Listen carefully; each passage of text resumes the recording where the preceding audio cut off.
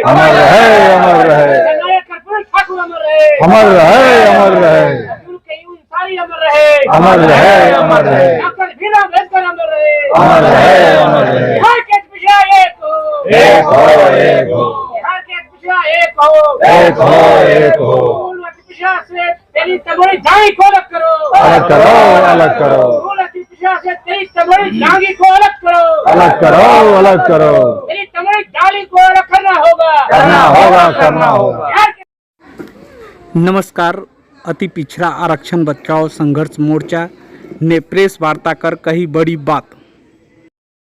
अति पिछड़ा आरक्षण बचाओ संघर्ष मोर्चा के तत्वाधान में निकले हैं। ये है इंजीनियर आशीष नारायण धानुक जी, ये जो हम लोग नेतृत्वकारी जो टीम है, इसामुद्दीन अंसारी साहब हैं, दानी प्रजापति जी हैं, मैं प्रोफेसर रामबली चंद्रवंशी और इस के संयोजक हूँ अति पिछड़ा आरक्षण बचाओ संघर्ष मोर्चा के, और बिहार विधान परिषद का सदस्य भी हूँ। ये हैं इधर संतोष महतो जी, जो इस संयोजक मंडल के सदस्य हैं। बगल में है विजय चौधरी जी बैठे हुए हैं, ये भी इसके साथी हैं। पीछे महेंद्र भारती जी हैं, वो भी इसके साथी हैं, और दिनेश बाबू हैं, शंभू जी हैं, वगैरह सब लोग कार्यकर्ता और साथी लगे हुए हैं। हम लोग का जो प्रस्तावित था पदयात्रा 2 अक्टूबर यानी गांधी जयंती के अवसर पर कर्पूरी ग्राम, जहाँ जननायक कर्पूरी ठाकुर की जन्मस्थली है, वहाँ से हम लोगों ने प्रारंभ किया, और वह 5 सूत्री मांगों के लिए उस पदयात्रा का हरी झंडी दिखा करके जननायक कर्पूरी ठाकुर के जो ज्येष्ठ पुत्र थे और अभी वर्तमान में राज्यसभा के सांसद हैं रामनाथ ठाकुर जी ने हरी झंडी दिखा करके रवाना किया। वहाँ से 2 तारीख से चलते चलते चलते आज हम लोग 6 तारीख को हाजीपुर के जड़ुआ में हम लोग अभी खाने का भोजन का यहाँ पर करके विश्राम कर रहे हैं। तो 5 सूत्री जो मांगे थी उसके बारे में तो सभी लोग को मालूम है, लेकिन आपको मैं बता देना चाहता हूँ कि पहला जो सबसे महत्वपूर्ण सूत्री मांग था वो था तेली तमूली दांगे, जो अपेक्षाकृत संपन्न जातियां हैं उसको मूल अति पिछड़ा श्रेणी से बाहर किया जाए।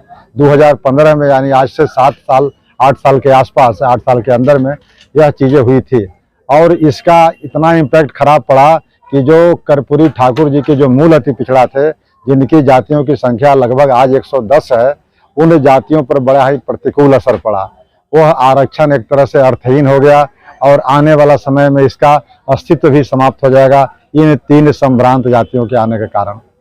इसलिए हम लोग मांग करते हैं कि इन 3 जातियों को अलग किया जाए, और अलग करने का मतलब सिर्फ इसे जाति से बैकवर्ड से अलग नहीं किया जाए, उनके लिए एक अलग श्रेणी बना दी जाए, और श्रेणी बना करके जनसंख्या के अनुपात में उनको आरक्षण दे दी जाए। तो पहला मांग ये था। दूसरी मांग ये है कि पंचायती राज और नगर निकाय चुनाव में अभी हम लोग को अति पिछड़ा वर्ग के लोगों का आरक्षण प्रदान किया गया है 20%। तो 20% से आबादी अधिक है। अभी भी गणना, जाति गणना का जो रिपोर्ट आया 36 पॉइंट कुछ आया है।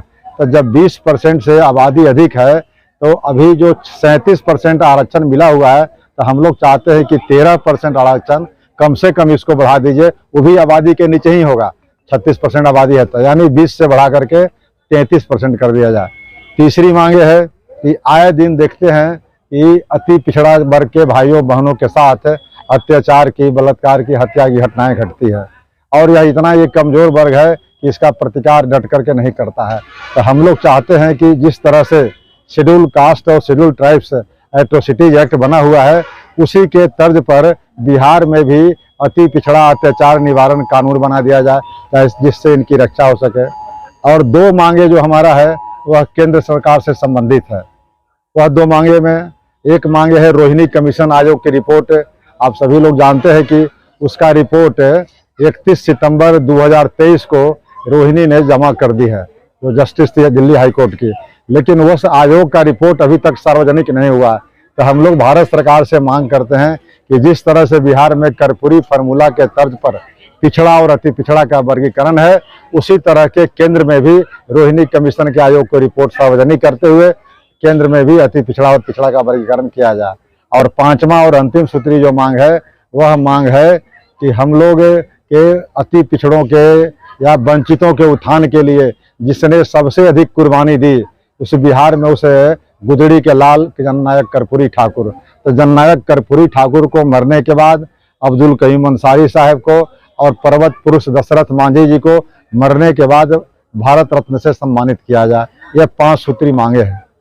5 सूत्री मांगों के लिए हम लोग यहाँ से चल करके कल यात्रा का समापन है पटना मिलर स्कूल मैदान में, और वहाँ 7 अक्टूबर को, तो 7 अक्टूबर को वहाँ एक भव्य समारोह होगा जिसमें लाखों लोग बिहार भर से, अति पिछड़ा वर्ग के बिहार के हर जिले से लोग आएंगे, और जो हम लोग साथी आंदोलनरत है इस लड़ाई को और मजबूती प्रदान करेंगे और अपनी चट्टानी एकता का परिचय देंगे। एक तो मेरा ये हो गया।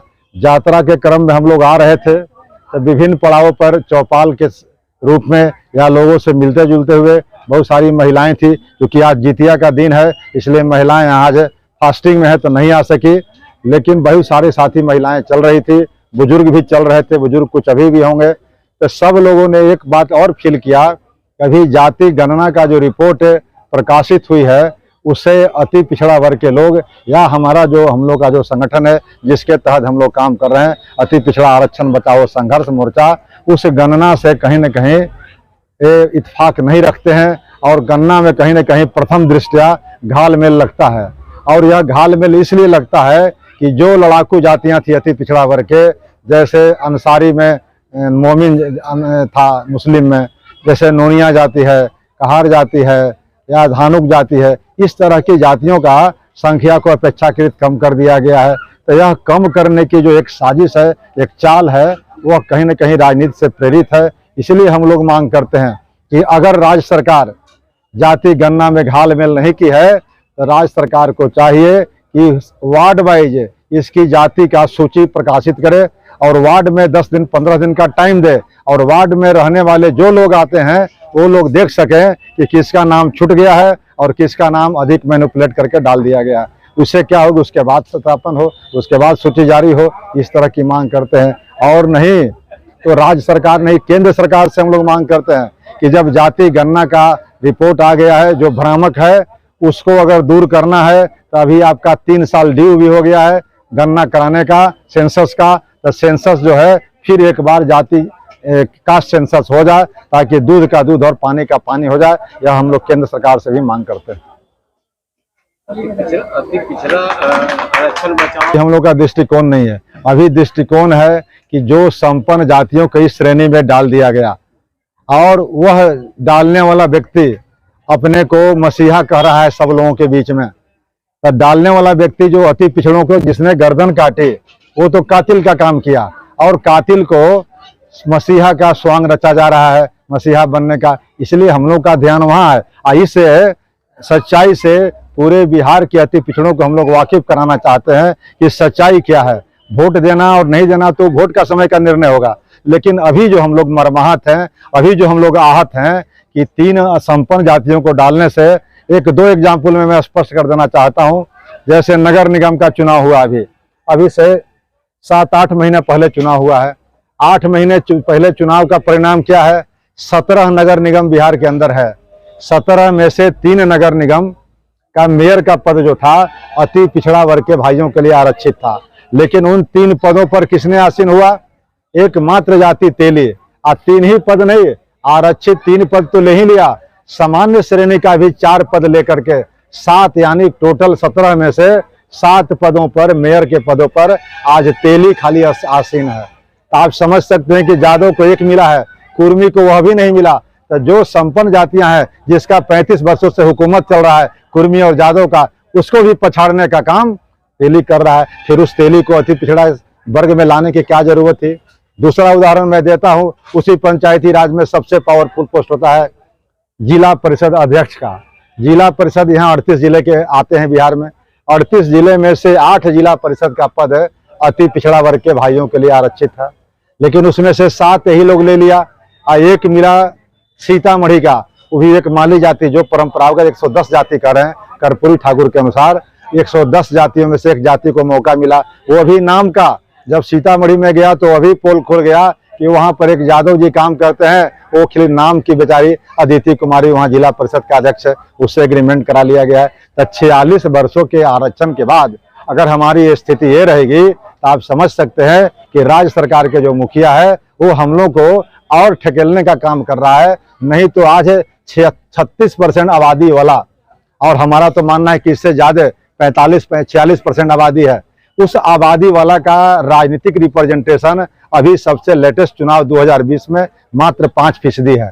तो एक तरफ 14-15% वाले लोग हैं, उनका जो है रिप्रेजेंटेशन 45-46% है, और दूसरे तरफ 36 और 46% वाले लोग हैं, उनका रिप्रेजेंटेशन जो है राजनीतिक रिप्रेजेंटेशन मात्र 5% है। इसलिए हम लोग इस बात को जानकारी के लिए, जागरण के लिए लोगों में जगह जगह घूम रहे हैं और पद यात्रा का हम लोगों ने कार्यक्रम किया है, उसी के माध्यम से जगाने का काम कर रहे हैं।